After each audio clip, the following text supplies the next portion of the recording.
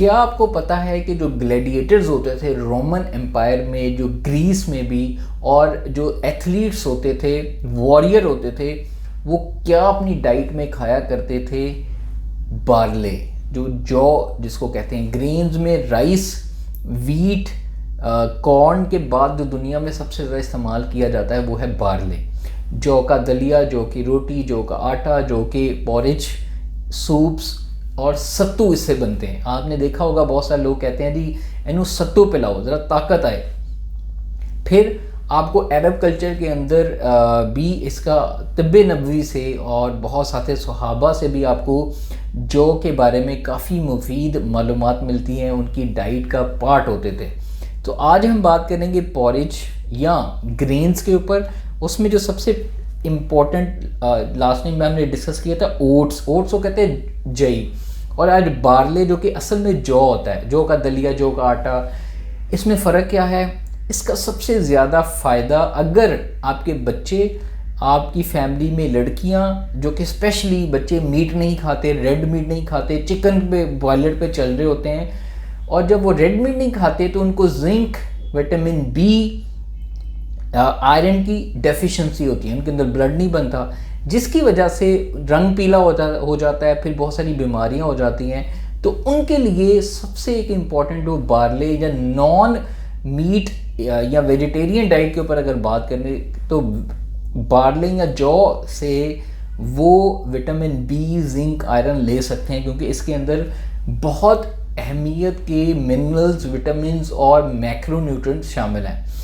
सो ये तो होगी थोड़ी सी हिस्ट्री कि कब कब इसका फ़ायदा है। तो बार्ले में जो प्रोटीन है वो 6 to 7 ग्राम, एक कप जो बार्ले उसमें तो तकरीबन 200 ग्राम कैलोरीज होती हैं। फैट ना होने के बराबर है, कार्बोहाइड्रेट ज़्यादा है, शुगर भी ज़्यादा होगी थोड़ी सी, और फाइबर कंटेंट भी थोड़ा सा ज़्यादा होगा। और फाइबर, इसके अंदर वो फाइबर मौजूद है जो कि आपका कोलेस्ट्रॉल बैलेंस करने की खसूसियत रखता है, जो कि सोलेबल फाइबर है, जो कि पानी के साथ जेलिन हो जाता है, थिक बना देता है उसको। तो इसका मतलब है जो बार्ले है वो आपकी बॉडी में कोलेस्ट्रॉल को बैलेंस करने में, ठीक करने में, मेटाबोलाइज करने में, निकालने में बहुत ज़्यादा रोल अदा करता है। इसके साथ साथ जो इसके अंदर विटामिन B3, विटामिन B8, ये दोनों शामिल हैं, जो कि फिर इसके साथ जिंक है, फिर इसके साथ फॉस्फोरस है, फिर इसके साथ मैग्नीशियम है, मैंगनीज है। ये जो पैक्ट होता है इन मिनरल से, ये हमारी बॉडी में उस डेफिशिएंसी को पूरा करते हैं जो कि हमें मीट से मिलता हो। तो इस वजह से कोशिश करें अपनी बच्चों को या लड़कियों को या उन लोगों को, लड़कों को जो कि रेड मीट नहीं खाते, उनको बार्ले से बनी हुई चपाती, रोटी, पराठा का इस्तेमाल लाजमी कराएं, जिसकी वजह से अच्छा एक और चीज़ जो मुझे यहाँ पे बहुत सारे लोगों का एक सवाल आया था कि कैसे सेलेक्ट करें। जिस तरह वाइट राइस और ब्राउन राइस में फ़र्क होता है, इसी तरीके से बार्ले में होल ग्रेन बार्ले, जिसको हर्ल्ड बार्ले बोलते हैं, और एक पर्ल होता है जो कि थोड़ा सा उसका ऊपर वाला जो फाइबर होता है कंटेंट निकल जाता है, वो पॉलिश होता है या थोड़ा सा रिफाइंड होता है। कोशिश करें तो होल ग्रेन जो बार्ले होता है वो इस्तेमाल करें।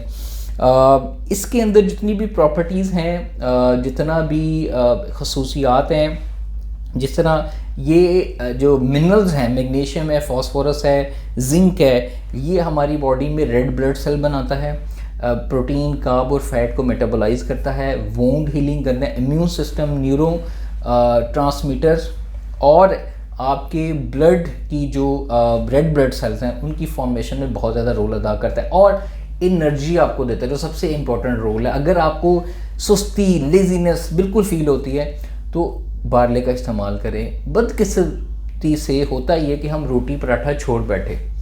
जब रोटियां पराठे हमने छोड़ बैठे तो क्योंकि हमने वर्जिश, एक्सरसाइज, वॉक भी छोड़ बैठे, फिर हमने उसको भी खैराबाद कह दिया, जिसकी वजह से हम डाइटिंग में चलना शुरू हो जाए। और डाइटिंग में क्या खाते हैं हम? डिटॉक्स, कावे, सप्लीमेंट्स।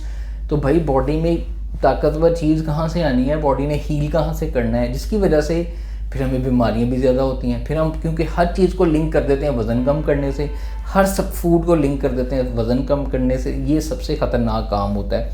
ऐसा नहीं आपने करना, जो उसकी इफादियत है, जो उसके फ़ायदे हैं, उस लिए इस्तेमाल करें। हाँ, जैसे हम बात कर रहे थे कि रोटी अगर पॉरेज के तौर पे इस्तेमाल करते हैं, दलिए के तौर पे वो इस्तेमाल करें। अगर इसका रोटी खा सकते हैं तो दिन में 1 से 2 रोटी अच्छी होती वेट गेन करने के लिए। अगर आप रेड मीट नहीं खाते तो बच्चों को इनके पराठे या रैप बना के दें, या बड़ों को इसका इस्तेमाल ज़्यादा करें। शुगर के मरीज़ों को थोड़ा से कम खिलाएं। दिन में एक पराठे का साइज़, चपाती का साइज़ थोड़ा छोटा कर लें, और उसके साथ आप उनको ग्रेवी में चिकन, मटन या दालें अगर खिला सकते हैं, क्योंकि इससे उनको प्रोटीन भी मिल जाएगा, इससे उनको फाइबर भी मिल जाएगा, इससे उनको विटामिन बी भी मिल जाएगा, जिंक भी मिल जाएगा, जो कि उनको मिलना था मटन से। सो जो ग्रेन्स हैं they are good alternative form of vegetarian diet, या जो नॉन मीट ईटर, जो मीट नहीं खाते, रेड मीट से उनको उलझन होती हैं। तो एक यहाँ पे कहा भी आता है कि जी रेड मीट नहीं खाना चाहिए, मीट से ये होता है, ये एक अलग डिबेट है। रेड मीट बहुत ज़रूरी होता है हमारे अंदर, जो बॉडी में कोलेस्ट्रॉल, जितने भी विटामिन हैं, जिंक है, आयरन है, energy production, red blood cell, सबको बनाता है।